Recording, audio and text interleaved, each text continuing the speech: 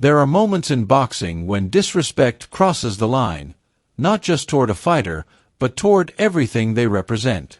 For Canelo Alvarez, that line has been crossed more than once. Time and again, fighters have underestimated his quiet confidence, mistaking it for weakness, mocking his poise, and paying the ultimate price when the bell rang. In their pursuit of glory, they didn't realize they were signing their own demise. The ring is Canelo's cathedral, and when fighters dare to challenge his legacy with arrogance or mockery, they often leave it humbled, or worse. In May of 2017, a moment steeped in Mexican pride and legacy unfolded when Canelo stepped into the ring with Julio Cesar Chavez Jr. It wasn't just a fight, it was a statement.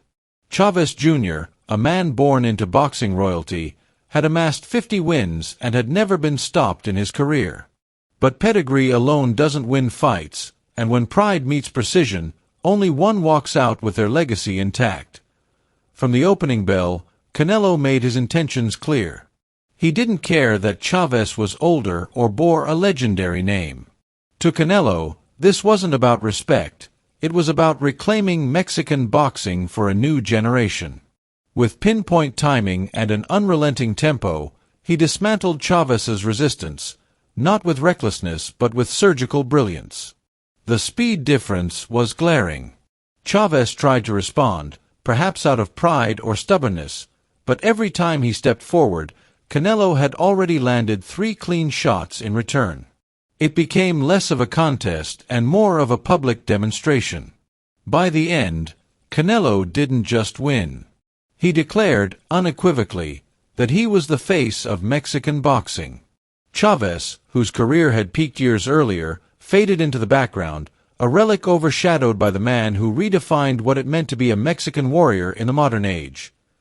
Then, in May 2021, the pattern repeated itself, but this time, the opponent came from across the Atlantic.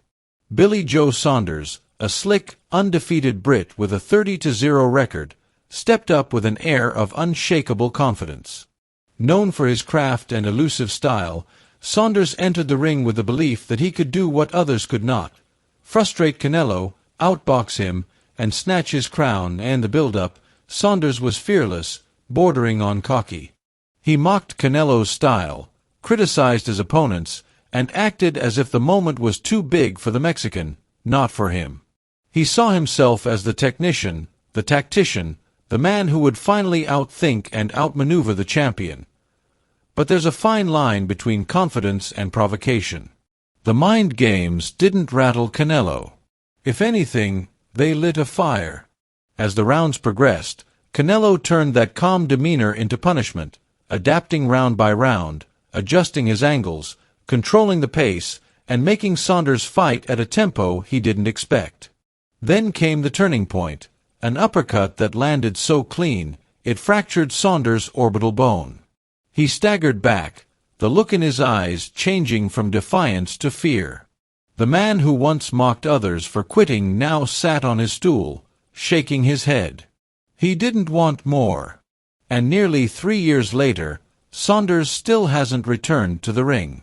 The brash confidence was gone. All that remained was silence. A few months after that, Canelo encountered another man who failed to understand the depth of the storm he was stepping into. Caleb Plant, brimming with pride, brought fire to their press conferences. He stepped into Canelo's personal space during the face-off and even swung at him. But Canelo, with reflexes honed over decades, slipped the shot and countered with a pair of blistering slaps that made headlines before they even threw a punch in the ring. Once the fight began, it became a slow and inevitable march toward Plant's unraveling. Plant, a skilled boxer in his own right, tried to keep distance, used his jab, and moved laterally, but Canelo was always closing the gap. Always adapting. Always advancing. And each round that passed, Plant was forced to fight harder just to survive. But Canelo wasn't just looking to win. He was looking to teach a lesson. In round 11, with the timing of a master and the precision of a sniper, Canelo landed a left hook that broke through Plant's guard, followed by an uppercut that staggered him. Plant tried to gather himself, but Canelo was already there, unloading a final combination that dropped him hard. He beat the count, but his legs betrayed him. Seconds later, another barrage ended it for good. Plant had come in swinging, but he left humbled. Perhaps the most brutal cautionary tale came in 2015, when Canelo stepped into the ring with James Kirkland. Known as the Mandingo Warrior, Kirkland was ferocious, aggressive, and fearless. He believed his pressure would break Canelo. He believed Canelo couldn't take the heat. But he never saw what was coming. Kirkland charged from the opening bell like a man possessed, throwing punches with reckless abandon, hoping to overwhelm the Mexican star. And for a moment, it looked like he might catch Canelo off guard. But what he didn't realize was that Canelo was baiting him, playing possum, drawing him in. Within minutes, the tide turned. A right hand from Canelo staggered Kirkland. Then another. Then a left to the body.